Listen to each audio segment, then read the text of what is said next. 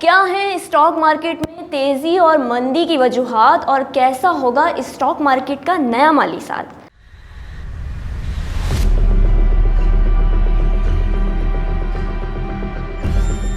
Hello and welcome to Money Talks. This is your host Rabia Shahzad और आज के programme में हम बात करेंगे स्टॉक मार्केट के उतार चढ़ाव के हवाले से। हमारे साथ प्रोग्राम में मौजूद हैं मिस्टर शकील अनवर कमाल साहब, जो कि एनालिस्ट हैं, स्टॉक मार्केट पर एक वसी तज्जिया रखते हैं, इसके अलावा टीचर भी हैं। Welcome to the show sir. Thank you very much Rabia.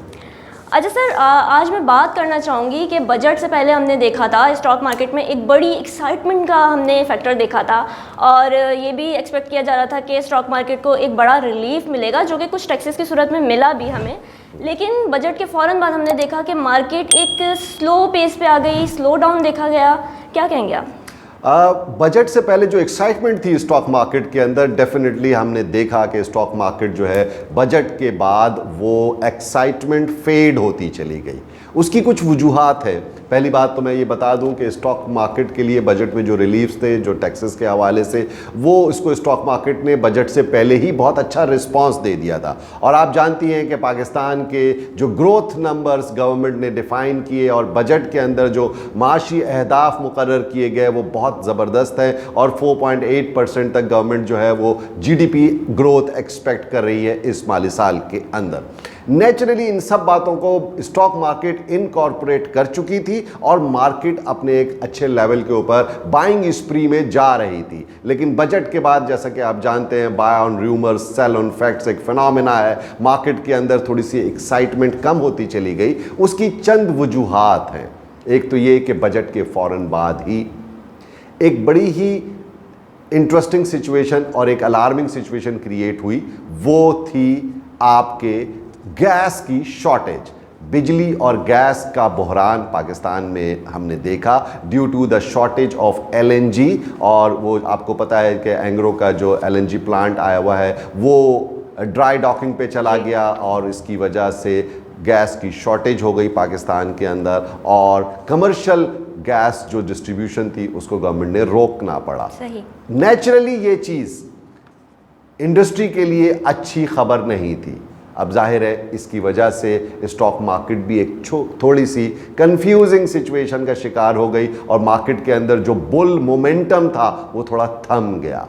अच्छा सर, हमने देखा कि ये पूरा हफ्ता नेगेटिव रहने के बाद मार्केट ने कल अचानक 800 पॉइंट्स की रिकवरी दी, तो इसकी क्या रीजंस हैं? हाँ, ये एक हमने 2-3 हफ्तों से बजट के बाद मार्केट के अंदर एक बड़ी लेस एक्टिविटी देखी है। मार्केट के अंदर स्लो डाउन थी। मार्केट में एक नैरो बैंड में मार्केट ट्रेड कर रही थी। लेकिन कल मार्केट 800 पॉइंट थर्सडे को इसलिए बढ़ गई कि पाकिस्तान के फॉरेन एक्सचेंज रिजर्व्स वो इस वक्त टॉप पर आ गए हैं और 2016 की लेवल पर इस वक्त आ चुके हैं, जो कि बहुत ज़बरदस्त खबर है। इसमें होम रेमिटेंसेस का बहुत बड़ा इनफ्लो पाकिस्तान में आ रहा है। सेकेंडली, पाकिस्तान इन्वेस्टमेंट बॉन्ड्स के अंदर और सुकूक बॉन्ड के अंदर जो बाहर की इन्वेस्टमेंट हुई है वो बहुत ज़्यादा हुई है। पाकिस्तान के जो रोशन डिजिटल अकाउंट्स हैं, जो स्टेट बैंक का इनिशिएटिव है, इसमें ओवरसीज़ पाकिस्तानीज़ ने बहुत इन्वेस्ट किया है, जिसने पाकिस्तान के फॉरेन एक्सचेंज रिजर्व्स को स्वेल अप करके $24 बिलियन से बढ़ चुके हैं। ये खबर स्टॉक मार्केट के लिए भी एक बड़ी अच्छी खबर थी, जिसकी वजह से स्टॉक मार्केट ने एक अच्छा बाइंग स्प्री हमें कल देखने में मिली। अच्छा सर, इस वक्त इंटरनेशनली एक बड़ी खबर है जिसने एक महाज सरगर्म किया हुआ है कि ऑयल प्राइसेस जो हैं वो $77 से मज़ीद ऊपर जाएंगे और $90 तक जाने का खदशा भी जाहिर किया जा रहा है। ये फैक्टर जो है स्टॉक मार्केट को आलमी सतह पर भी और हमारी स्टॉक मार्केट को भी किस हद तक मुतासिर कर सकता है? देखिए, ये बहुत बड़ी खबर है पाकिस्तान के लिए। पाकिस्तान की मईशत की सबसे बड़ी खबर इसलिए है कि पाकिस्तान की जो बिगेस्ट इंपोर्ट है वो है ऑयल की। अगर ऑयल प्राइसेस इंक्रीज करती हैं, जो कि अभी आप जानती हैं कि यूएई और सऊदी अरेबिया के दरमियान जो ओपेक के ऊपर मुआहदा नहीं हो सका और टेंशन जो रही, जिसकी वजह से ऑयल प्राइसेस ने $77 का हाई बनाया, आज भी $74-75 के अराउंड ट्रेड हो रही है। और ये एक्सपेक्ट किया जा रहा है, जैसा कि आपने बताया, कि $90 इसकी प्राइसेस आगे जा करके हो जाएंगी। तो ये पाकिस्तान के लिए बहुत अलार्मिंग सिचुएशन है, क्योंकि पाकिस्तान का जो इम्पोर्ट बिल है वो सबसे ज़्यादा ऑयल का है। अगर पाकिस्तान महंगा ऑयल खरीदेगा तो पाकिस्तान के फॉरेन एक्सचेंज रिजर्व्स के ऊपर भी प्रेशर आएगा, पाकिस्तान के एक्सचेकर के ऊपर बहुत बड़ा प्रेशर आएगा।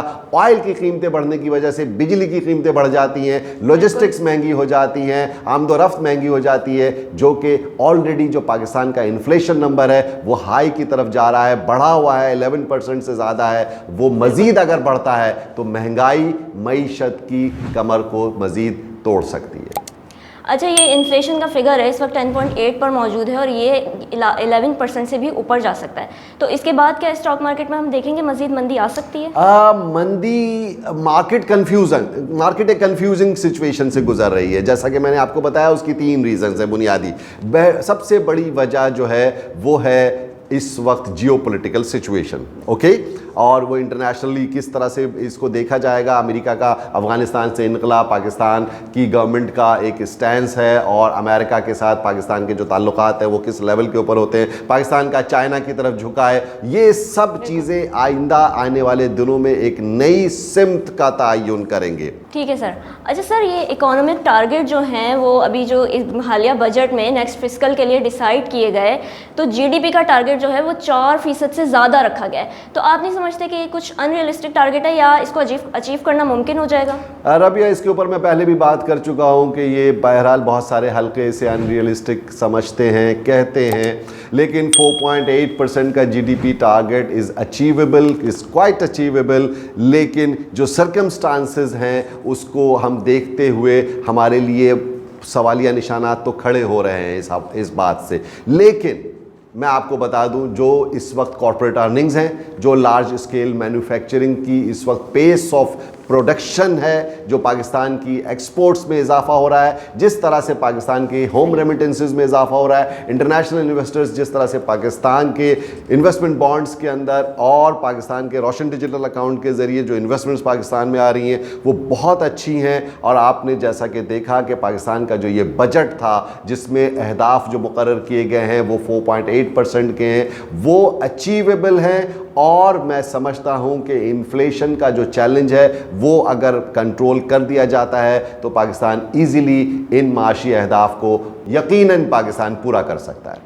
अच्छा ठीक है सर, एक आखिरी सवाल मैं आपसे पूछना चाहूँगी कि साल 2017 जो था वो स्टॉक मार्केट के लिए एक बड़ा ज़बरदस्त साल था। हमने देखा कि 50,000 का लेवल तारीख में पहली मरतबा क्रॉस हुआ था, तो क्या आपको लगता है कि अभी 48,000 का जो लेवल है वो 50,000 तक जा सकता है?